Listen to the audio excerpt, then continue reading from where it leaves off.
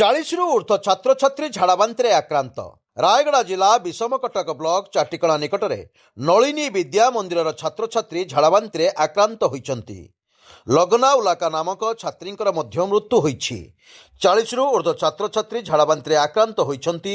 ବିଷମକଟକ ଗୋଷ୍ଠୀ ସ୍ୱାସ୍ଥ୍ୟ କେନ୍ଦ୍ରରେ ସମସ୍ତ ଛାତ୍ରଛାତ୍ରୀ ଚିକିତ୍ସିତ ହେଉଛନ୍ତି। ବଡ଼ କଥା ହେଲା ଏବେ ବି ଅଧିକାଂଶ ଛାତ୍ରଛାତ୍ରୀ ଅସୁସ୍ଥ ହୋଇ ସ୍କୁଲରେ ରହିଥିବା କଥା ଜଣାପଡ଼ିଛି। ଗୋଷ୍ଠୀ ସ୍ୱାସ୍ଥ୍ୟ କେନ୍ଦ୍ରର ଡାକ୍ତର ଟିମ୍ ଘଟଣାସ୍ଥଳକୁ ଯାଇ ସ୍ଥିତି ପରଖୁଛନ୍ତି।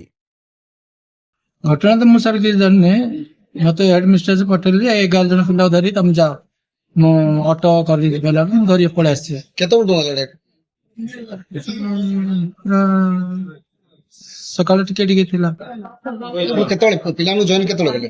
ପିଲାଙ୍କୁ टिके टिके सकाळ थिला धरी पड़े आसे टाइम कौन थिला आज्ञा टिके टाइम टिके सर मुझे सेटा देखिनी किंतु कहबी किंतु भोर अनुमानिक टाइम टा कौन थिला 5टा के तो 5टा दे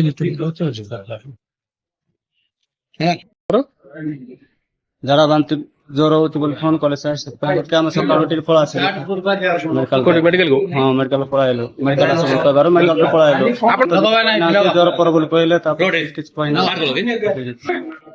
फिर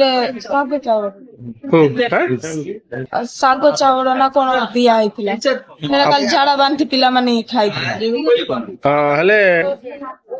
ତେନ୍ତୁର ଚାର ନାଇଁ ସାର୍ ଗୋଟେ ଆମ୍ବ ସାରୁ ବନାଏ